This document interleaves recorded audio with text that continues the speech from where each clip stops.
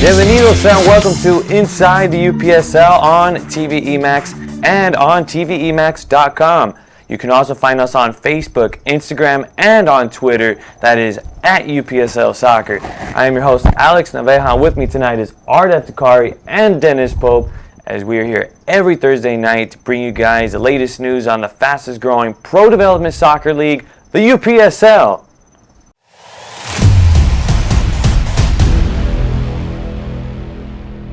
Now we'd like to welcome you guys into Off the Top, where we bring you the latest news on lower division soccer. First off, what is coming up with the U.S. Open, the Lamar Open Cup? And it's less than a week away. And what teams do you guys have advancing? What teams do you guys not having advancing? What do you guys have? Well, the U.S. Open Cup first round is this weekend up until Tuesday. Teams are kind of scattered all over the schedule, sort of all over the place. The UPSL has 3 teams still around, participating in the tournament. Milwaukee Bavarian SC, which actually entered the tournament through winning the Amateur Cup last year. And then the UPSL also has Cal FC out here on the West Coast and Florida Soccer Soldiers down in the South Florida area. They all play basically this weekend up until Tuesday. And as for your question, which teams advance, I think they all advance. But maybe the most likely to advance would depend on the matchup. You'd have to look at Milwaukee Bavarian. They play the new USL team, Madison Forward. Forward Madison USL League One. USL League One. They're going to be a competitive team, probably a high-level team with some good players. That's going to be a tough matchup. Florida Soccer Soldiers, they play Miami United. I want to say Miami FC of NPSL. Yeah, there's a lot of teams down there in Miami now. Sometimes they get the verbiage wrong. So Miami FC, right, the NPSL champions, right, from last season, right? Correct. Correct. And so that's going to be a tough matchup. And Cal FC, they play FC Mulhouse Portland. Mulhouse Portland, that's right. I'm failing for the words tonight, but that's correct. And I think that's the matchup you look at as most favorable for a UPSL team. Cal FC's got a talented roster. They got a bunch of players back from previous iterations of the club. Richie Menjivar, German Alfaro, I think, is playing for them. So they got a lot of talent up front, a lot of attacking talent. I think they're going to probably win that match. It's at home for them, so they're going to face a team that's got to travel from Oregon. So it's adverse conditions for their opponent. And I think Cal FC is the most likely to win. But I think all 3 teams advance. I think all 3 teams win. Call me a UPSL homer, but I think this is the year that the UPSL places 3 teams into the second round. Mm-hmm. Those are some good picks. I mean, hopefully the 3 teams can advance, represent the UPSL, and make their way through the U.S. Open Cup. What do you think, Art? Who do you think is most likely to advance? Initially, I was choosing Milwaukee Bavarian because when I thought of Forward Madison FC and USL League One being like the smaller league, I didn't think much of it. But then I see their roster, and a good amount of their players have Wikipedia pages. So I feel like that says a lot. I mean, does it? It could maybe sound a little silly, but they have players that are very experienced, that played at different levels of USL. So yeah, I think I have been swayed a bit and say Cal FC definitely has a good shot at beating FC Mulhouse Portland, but it definitely will not be an easy game. Say that much. Okay. I think you're right. If you're a soccer player and you have a Wikipedia page, you've reached a certain level. You've at least played professionally to that point. So if Forward Madison has some of those types of players, I think that speaks well for them and what they've been able to attract so far. But again, I think that's going to be the eyeball matchup. Everybody's going to want to see what happens with that game. But that may be the toughest matchup for a UPSL team. I think everyone's going to want to go on Wikipedia now and check out, let me see which players are going to be on Wikipedia. But getting a little out of track there. But what were you guys' thoughts on the whole inaugural East Iowa Derby? That ended up in a draw, 2-2. What were you guys' thoughts?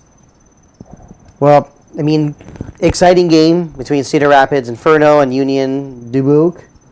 And, of course, plenty of excitement. A good amount of eyes watching that game on my Cujo. But in this division, look, when you're in the same division as Milwaukee Bavarian, you need those 3 points. And, good. They played hard, ended in a tie. But like I said, it's going to be tough. That's a really tough division. Bavarian's the favorite, hands down. Yeah, it was a home game for Cedar Rapids Inferno.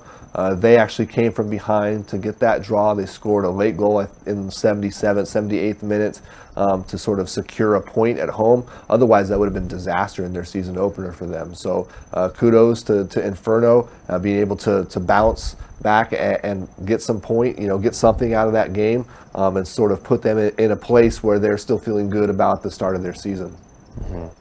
Now, the final top that we have is the UPSL is now accepting new applications for the fall season. And do you think we'll be seeing some more NPSL squads, or is it just going to be solely UPSL? Well, it's going to be a mix. There's always, because the UPSL is the only lower division currently up until this next fall season with the NPSL Founders Cup to play in the fall, there is a mix of clubs across the spectrum that join the UPSL for the fall season.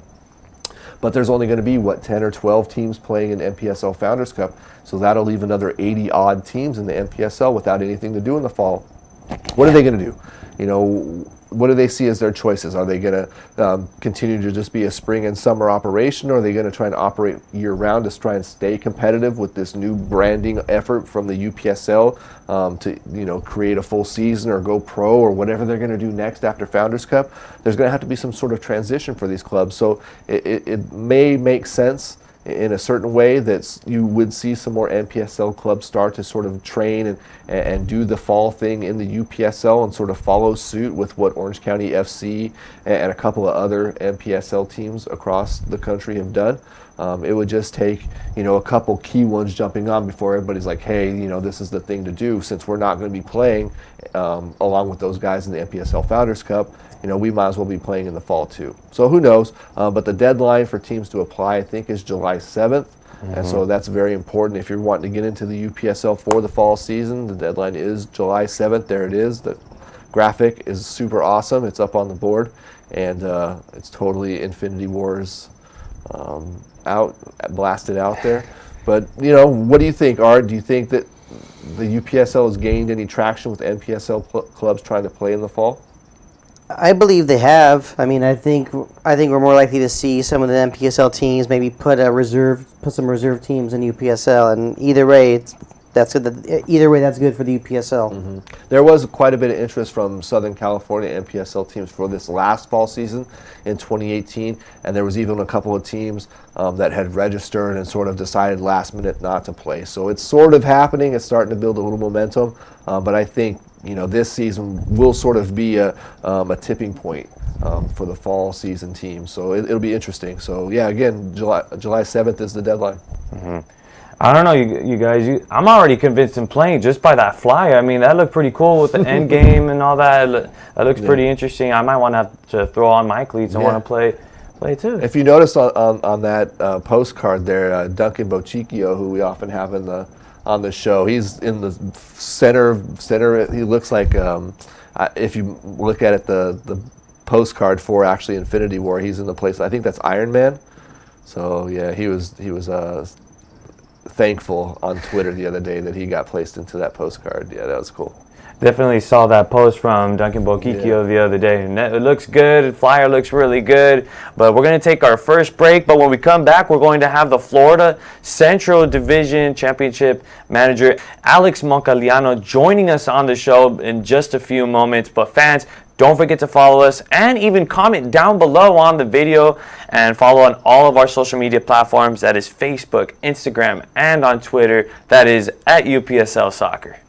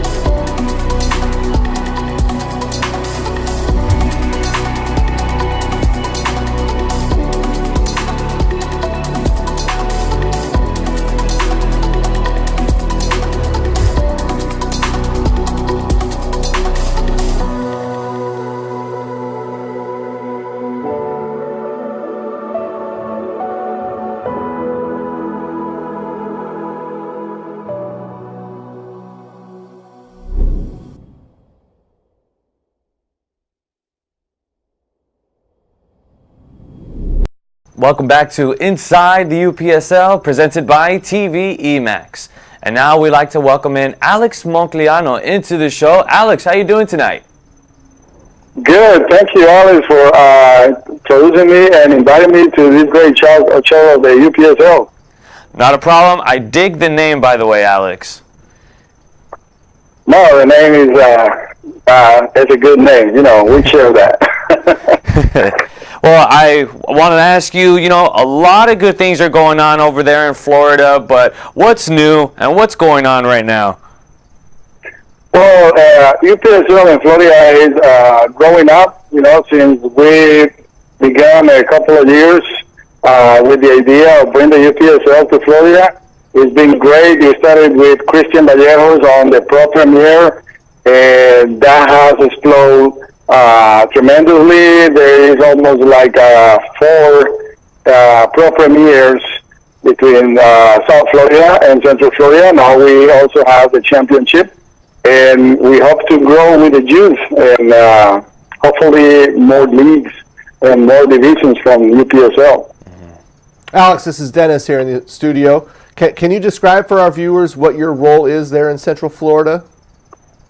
My role, I'm the operations manager, and I cooperate with our manager or conference manager, Christian, on anything of the aspects that he needs for Pro Premier, especially with the teams on the Central Florida area.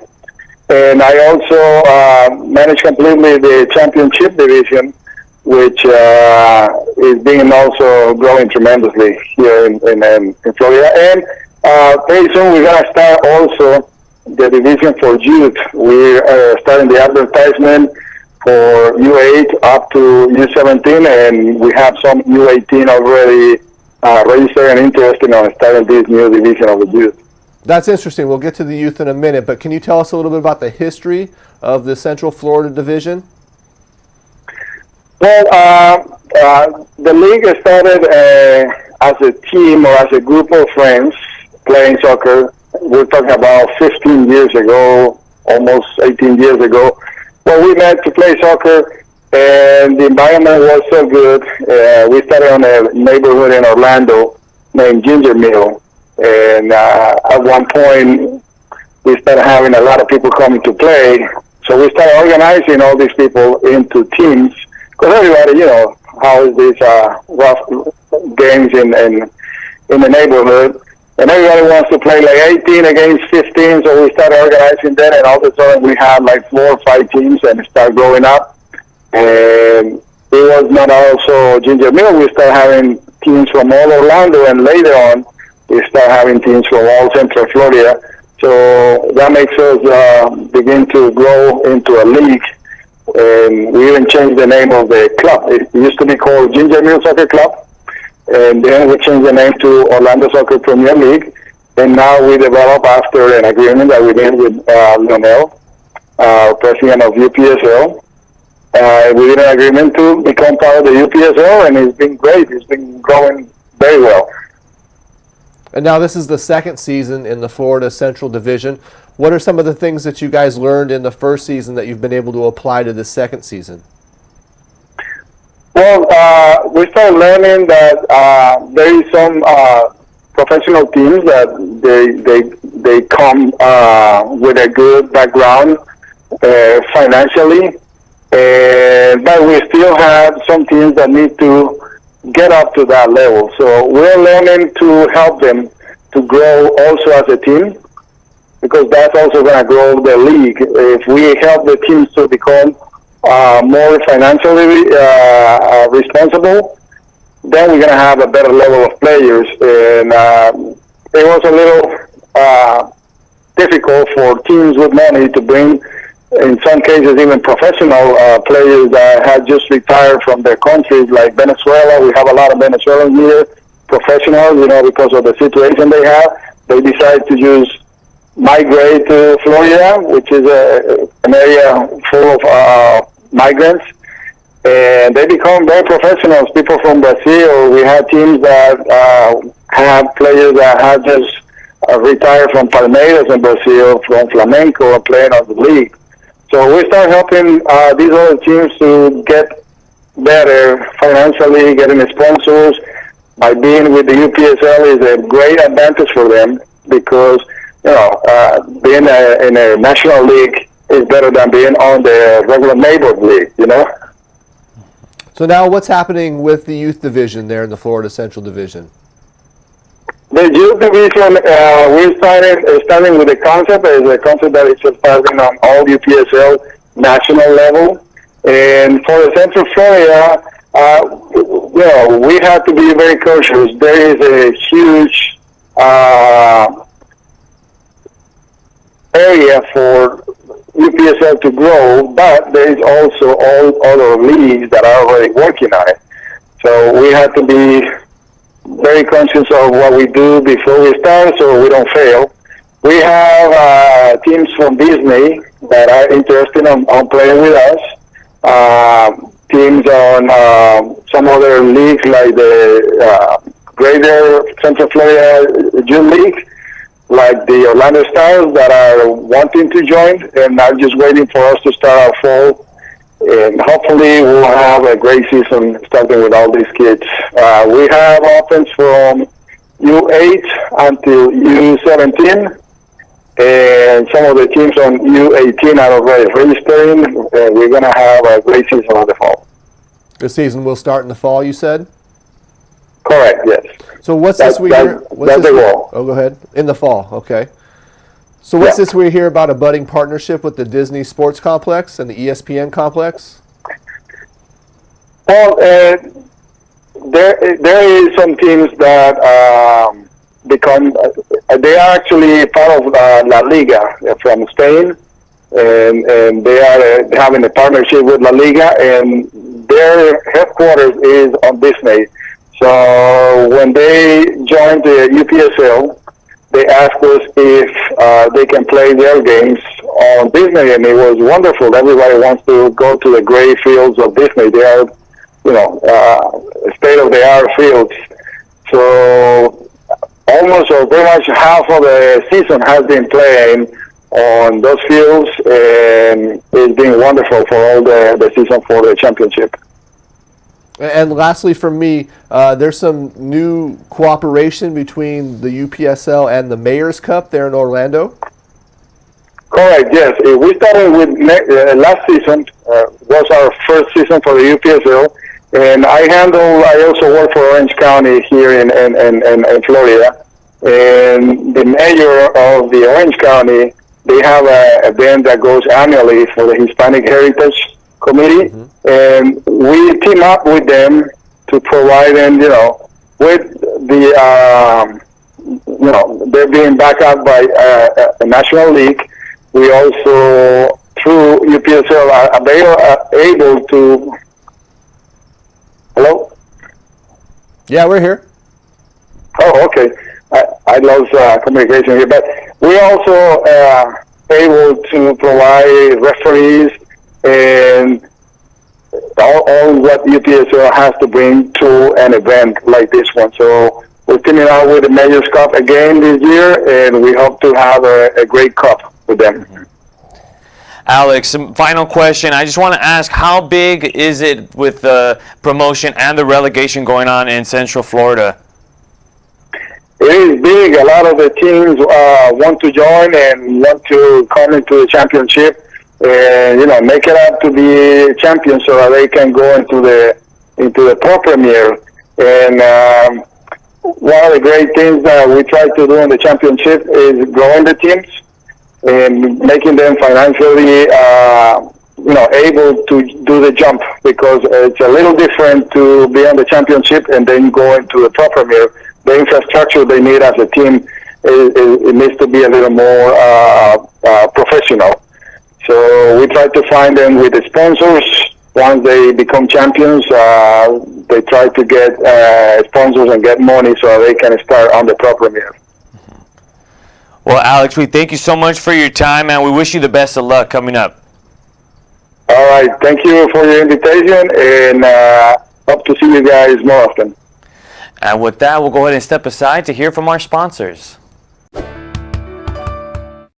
Mr. John manages a small football club with just a few followers. Every day he wonders, how can I attract more supporters? Internet is the answer, but a channel is time-consuming, expensive, and hard to maintain. Everything has changed since Mr. John met MyCujo, the football broadcasting solution for small and medium-sized clubs and leagues. Mr. John noticed how everything has started to change quickly when supporters and fans began to arrive. If you want your club to enjoy the same benefits as Mr. John's, sign up with mycujo.tv. Attract more followers for your club and empower its business now. MyCujo, democratization of football broadcasting. mycujo.tv. Welcome back to Inside the UPSL, presented by TV Emax. And now some recent UPSL highlights from The Right Stuff, the league's official partner.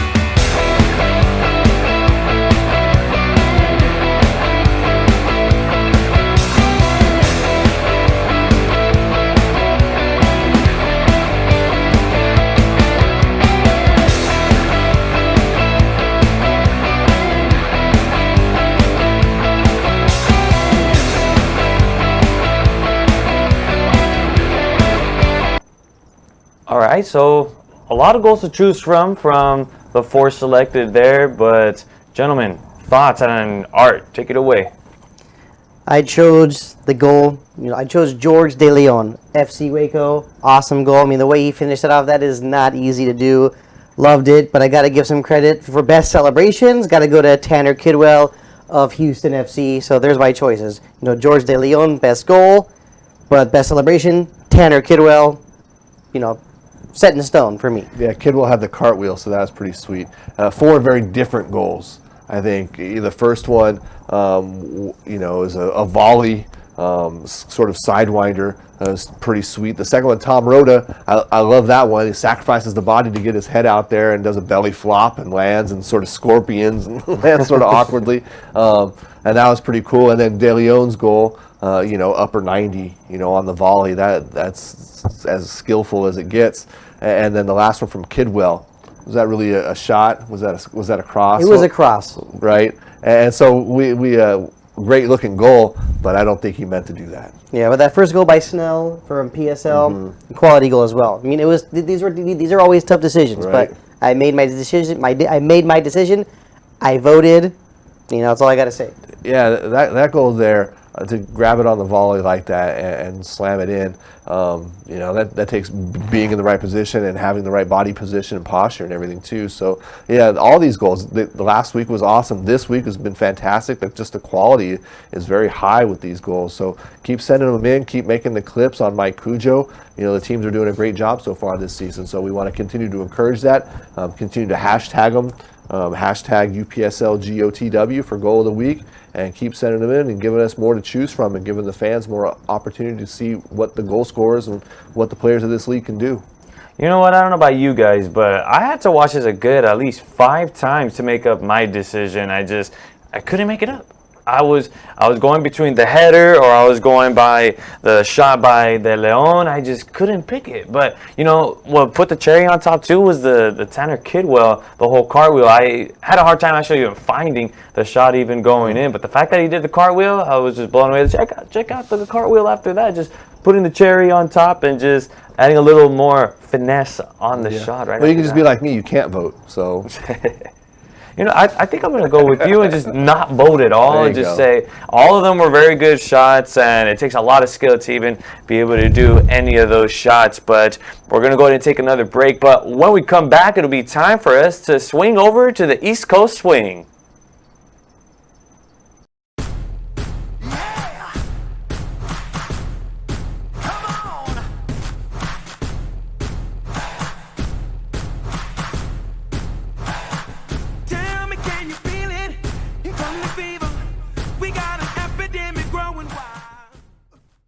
Welcome back to Inside the UPSL, presented by TV EMAX.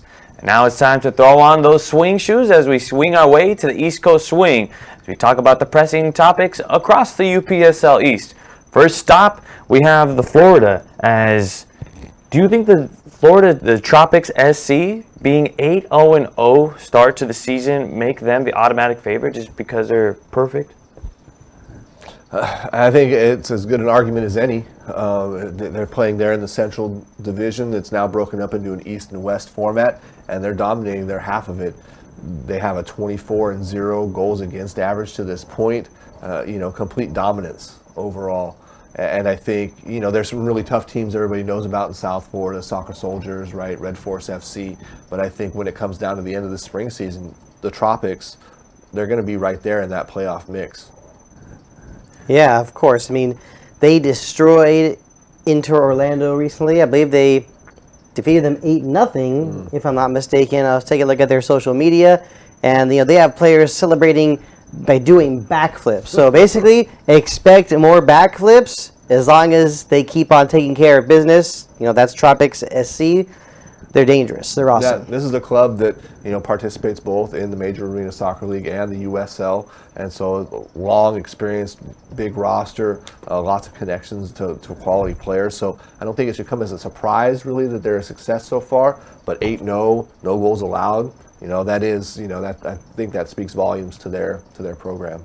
So some big things going to happen their way, and you were talking about the celebrations, Art. I think that beats Kidwell's celebration of the cartwheel for that goal of the week. I mean, of course, backflips, not just a flip, but a backflip. Video already didn't happen. We see Kidwell's celebration. Let's see some backflips, Tropics, right? Let's see.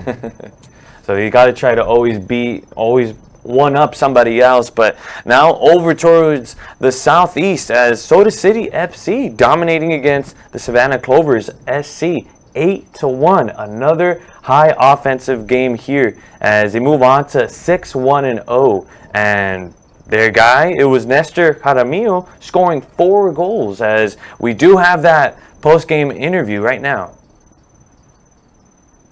How's it feel to have a performance like that? Oh, it feels great. I think we've worked really hard off the field with practices.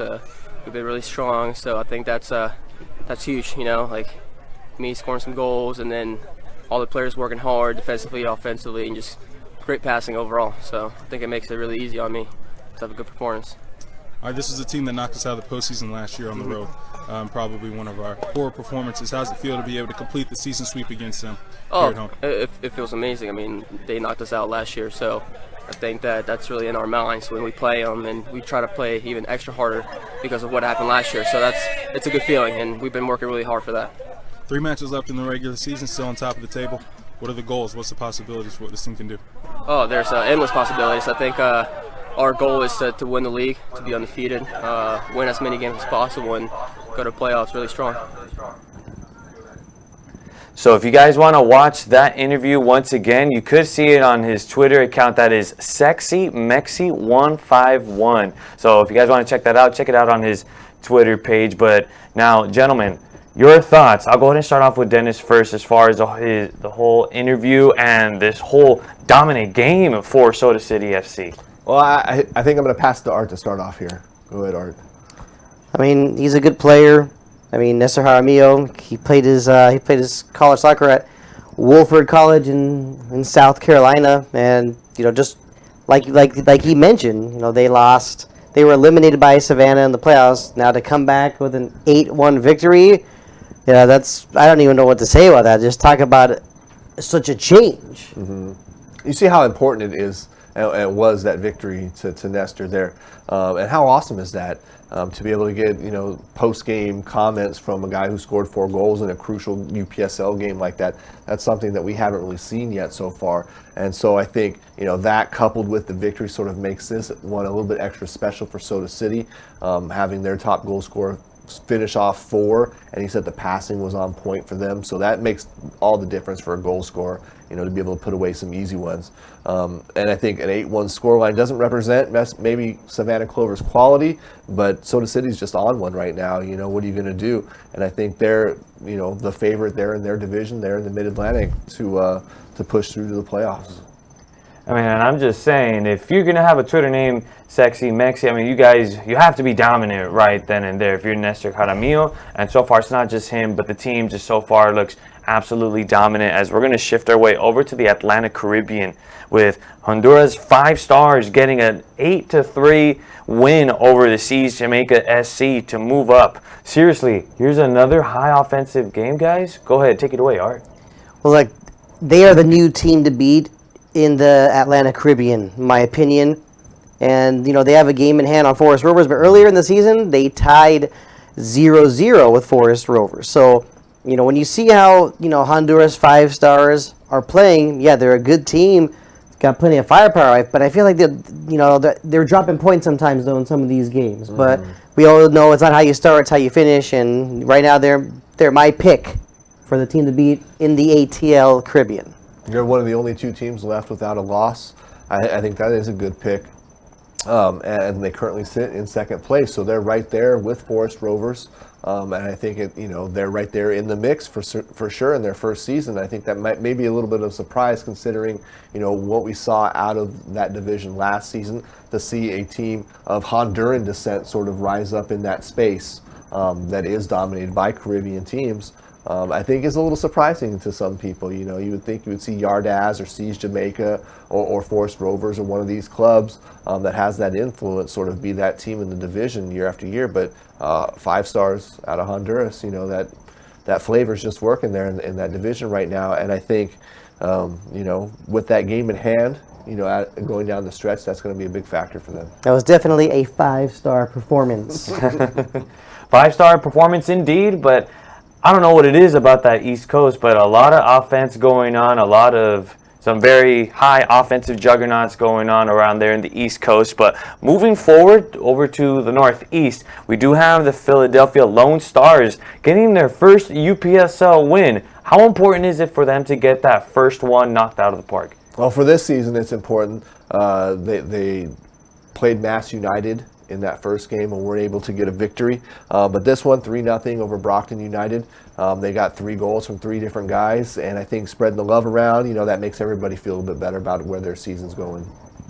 What about you, Art? Yeah, and the goals are scored by Ibrahim Sharif, Elijah Emma, and Francis Watson, but 2 assists for Omar Silla in his debut for Lone Star. So plenty of names to keep track of on Philadelphia Lone Star as the season progresses. This is their U23 team. Lone Star is the only club that participates concurrently in both the National Premier Soccer League, the NPSL, and the UPSL. And so to see them start to get off and get the ball rolling is good. Now let's shift our attention over to the Midwest as the FC Minneapolis routing against Granite City FC 5-0 in the North Division season opener. Is this going to be the hottest offense going on for them?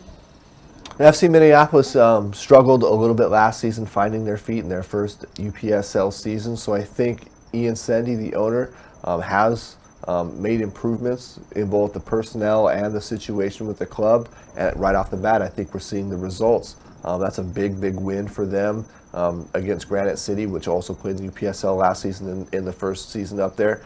And I think, when you get out to that kind of start, you sort of build an immediate sense of confidence with the club that things are going to go well. And Rolando Barkley scored 4 goals. I mean, amazing performance. And last year he played for Granite City, scored 4 goals in 6 games. So clearly, FC Minneapolis is glad that he's playing for them. And yeah, I mean, come on, when you score 4 goals in a game, that's gonna get a lot of attention. That's a difference maker for sure, right? To have him on your side all of a sudden this season, scoring goals for you. So yeah, if Barclay was playing for Granite City this season, who knows what kind of result they might have had differently. But he's playing for FC Minneapolis now, and it made a big difference for them. Look at how the tables have switched, the tides have turned right then and there. But now our final stop is going to be over into the Central, as Weatherford FC did defeat Arlington FC on a 3-1 victory in the top of the table clash between these two championship tiers. And how big of a game was this for them? And I'll start off with you, Dennis. Weatherford FC, they want promotion, and I think this is a big step for them. To beat a team of this caliber at this point in the season, is only going to promote their project as they want to get going this season. I'm stumbling a little bit with this, but Weatherford FC is an experienced UPSL club. They did play in the UPSL last season, so they sort of know what they want to do. They know what it's going to take to sort of get to the point where they can be in a promotion scenario, and to win at Arlington FC, which is another team that's sort of rebranded, looking to make moves in the UPSL, is a positive step. Any final thoughts to close down the Central, Art? Well, I just remember a while ago looking at some of the comments from social media about how, we got to talk a lot about teams from Texas. And I just, I'm glad we're talking about Weatherford. They really got things going. And I really feel like there has to be some kind of slogan, involving, the Central Conference in Texas. How about just say, don't mess with UPSL Texas. I think that would be perfect. Okay. All right. We'll check the branding on that. And I'm not coming up with any kind of phrase about, Weatherford, the weather, the storm, or anything like that. I already used it. But they have a awesome team. Jesus Espinoza is their starting keeper, and he's been doing great things for them.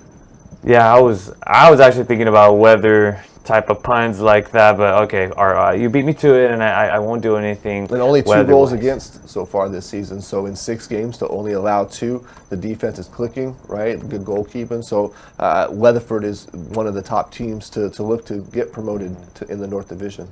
I just wanted to ask you guys, what's the future looking like for Weatherford moving forward? You could probably see them sooner rather than later playing in the Pro Premier Division. How well they'll do there depends on how well they upgrade and do things within the club themselves, and if they're able to stay there. But it looks like they definitely want to be that kind of club, a UPSL Pro Premier club. It'll just be managing the rest of the season, getting points from those games you're supposed to get points, and then doing damage in the playoffs if they don't have an automatic promotion set up there in North Texas. So, we'll see how the rest of the season plays out, but I think, they're in line. They're certainly right there where they want to be. So that's going to be the end of the tune called the East Coast Swing, but when we come back, we'll make sure to say what's up to the UPSL West Side.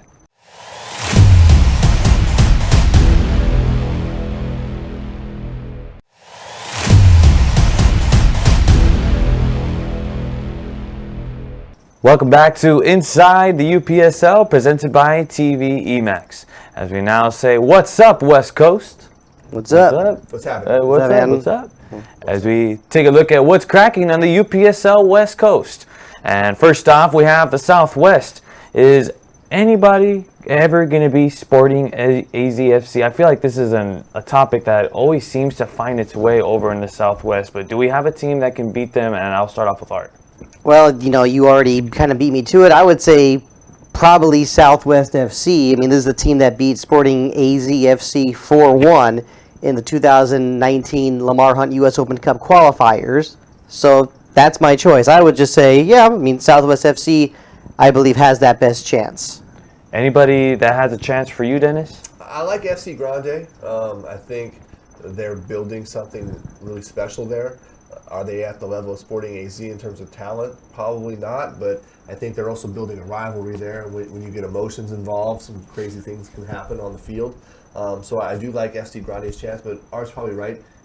As far as like on the field talent goes, Southwest FC probably has the best shot. But this topic keeps coming up because there is such a dominant team in that division, right? And Sporting AZ is that team.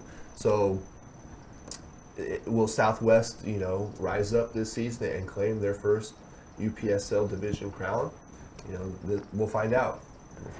As I always like to say, there's always a bigger fish in the ocean, and now we're going to shift our attention over to the mountain region as the Magic Valley FC coming up with a surprise and beating San Juan with a 3-2 victory. Is this victory going to help them return back to form? Well, Magic Valley FC is a team that's been absent from the UPSL lately. They last appeared in I believe the spring of the 2017 season, but they were a playoff team in the fall 2016 season, which was the year that they had their biggest success in the league. Jairo Archila, the owner of Magic Valley, he's actually a player, so he's bounced around and played for a couple different UPSL clubs in the meantime. But it looks like Magic Valley might be around to stay now in Idaho. It looks like Jairo might be settling down finally into more of a manager role. And I think, they were a playoff team before. There's no reason they can't be a playoff team again. Clearly, he knows talent, and he's attracted some talent to his club. They just beat San Juan. Is this a return to form for them? This is a big shot across the bow, I think, up there in that mountain division, to let everybody know that Magic Valley is at least back. I say that's a pretty big statement maker there to get that surprising win there, letting everybody know, hey, we're back, we're serious, we want to get back into business. What are your thoughts, Art? I would say not yet. I would say it's too early to tell. Still plenty of tough matches to play in the mountain region. Okay, I respect that. Now, let's head on over to the Pacific Northwest as the Alaska Last Frontier Division schedule has been posted. What teams are your guys' favorite to take the crown home? This to me is there's a toss-up. I'll come in with my lame answer. Whichever team is scoring the most goals and just finding ways to win, because this is treading new territory. I mean, this is the UPSL in Alaska. I just want to catch some games on my Cujo. I hope that they're paying attention, and I hope we get to take a look at what's going on up there when that time comes. So there's 4 teams there at current. And so the season right now is going to run from the end of May to July, August, maybe with some playoffs. There is a rush program up there in Alaska, and so they're going to attract some of the best youth talent up in that area. And so that team stands a chance of, potentially having the best players in the region. But Cook Inlet SC has long been a quality club up there, and so I think I would look for them to maybe separate themselves from the rest as the league starts to progress. They seem to have a firm grasp of what it's going to take to have a pro development team there, and I think they all sort of idealize what they want out of the UPSL experience. But I think Cook Inlet's the closest to being on par with sort of the rest of what the UPSL looks like right now. So let's say the season starts tomorrow. Do you think the Pacific Northwest would probably be the hotter regions for the UPSL once they start playing? Well, there's only 4 teams, and so the competition is going to be really tough. Teams are going to be at the end of the season sort of at each other's throat, having played each other 2 or 3 times. And so there's a recipe there for some heat. But hottest, the game time temperatures are going to be really, really, really cold. I think still there's a lot of ways to go for the Last Frontier Division to sort of not only set its feet, but to continue to progress as the years and seasons go by. This is just the first, of hopefully many, many seasons up there for the UPSL. Mm-hmm. Now let's make our way over to NorCal as Contra Costa did get the victory over AFC Hearts. That was a 2-1 victory on their side. And what were you guys' thoughts on these games? I know we were talking about this game a little bit last week, but now that the results are out, what were you guys' thoughts? I'll go ahead and take a look at Well, Dennis. We did set this one up last week as the game of the week there in the NorCal Wild West Division. AFC Hearts sort of were looking at this game like the possibility for them to usurp or at least stake a claim to something up there in the Wild West. But unfortunately, Contra Costa just continues to roll. 2-1. AFC Hearts thought, that this was a good chance for them to really make something of this season. And I think certainly they've gained a lot of respect from Contra Costa. A 2-1 victory is, the slightest of margins. So I think they showed well for themselves. AFC Hearts did. Are they going to be able to sort of bounce back and use this experience and this loss as something positive going forward in this season? We'll see at the end. But Contra Costa, I think without a doubt now is that team to beat up there. But there were some very tricky results up in the Wild West this past weekend. Certainly one of which is Nevada Coyotes getting back to winning, and they won big. I think 8-0 over Chico City Rangers. So that's a big time win for them to sort of get back to their winning ways. They'd lost 2 in a row up to that point. So Nevada Coyotes is one of those teams that last season were right there in the Wild West, right there with Jazza, Redwood City in the Wild West championship game. So it's good to see them get back to winning. Now, I think it's a good job that AFC Hearts, I should say. They were able to keep up with Contra Costa. They're a very tough opponent. Them being able to just make it a 2-1 game, only a 1-goal deficit on that. But I think that was a good effort on their end. But now, final destination will be over in SoCal as the Newcastle United USA moving on to a 7-0-1 record after their 4-2 victory over at Inland Empire FC. What worked so well for them to be able to overcome this victory for them? Well, it's hard to say at the moment. Newcastle, things are really clicking for them. They're a team that's out of Upland, California, but they play their games in Norco at the Silver Lakes complex. And so I'm thinking maybe some of that stardust, some of that sprinkle dust left over from Cal United, which used to play there at Silver Lakes, maybe still be left over. And Newcastle might be running on, caught some of that or something, because they haven't lost there at Silver Lakes this season. And they're continuing to prove to be one of the best teams in the SoCal South Division. They've won 5 consecutive, remember that, and they are playing some pretty hot soccer right then and there. But do you have any keys as far as how they're winning? Do you see anything significant for them, for Newcastle? Well, I mean, just they're in good form right now. And when you just look at this division, it's easy to say that it's going to be between Newcastle, Cuervos, and Santa Ana Winds. Those are the 3 teams that are going to be in the mix of it as we get closer to the playoffs. I mean, when you see that, actually Gremio is 10 points behind Santa Ana, but they've played 3 less games. So we got to wait for them to maybe catch up a bit. But I'm still saying that it's those 3 teams, Newcastle, Cuervos, and Santa Ana, that'll be, the ones duking it out when we get to that point. Yeah, Cuervo started hot. They've had a couple of tough results lately. And Santa Ana Winds, I think they won 2-0 on the weekend. So, yeah, I think Art's right with that. Newcastle, a team that's been in and out of the UPSL over the last 3, 4, 5 years, is maybe starting to really, find its shape, and find what it really is trying to do and find the right mix of players. So, look for them. Newcastle out of Upland, California, they carry the Newcastle United USA moniker on Twitter, and they're really starting to really find some firm footing in the SoCal division. So they look to be pretty comfortable over there in SoCal. But we're going to take our final break. But when we come back, we'll have our final thoughts and our final goodbyes. Fans, don't forget to follow us and leave your comments down below on the videos. And you can follow us on Instagram, Facebook, and on Twitter. That is at UPSL Soccer.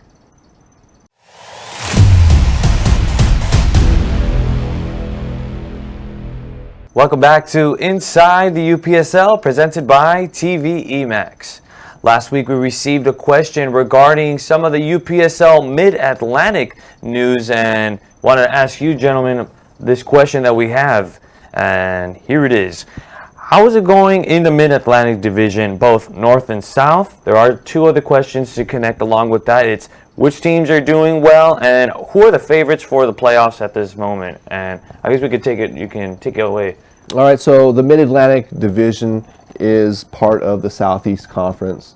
Its championship tournament formats into the Southeast Conference tournament, so the winner of the Mid-Atlantic goes to the playoffs and so on and so forth.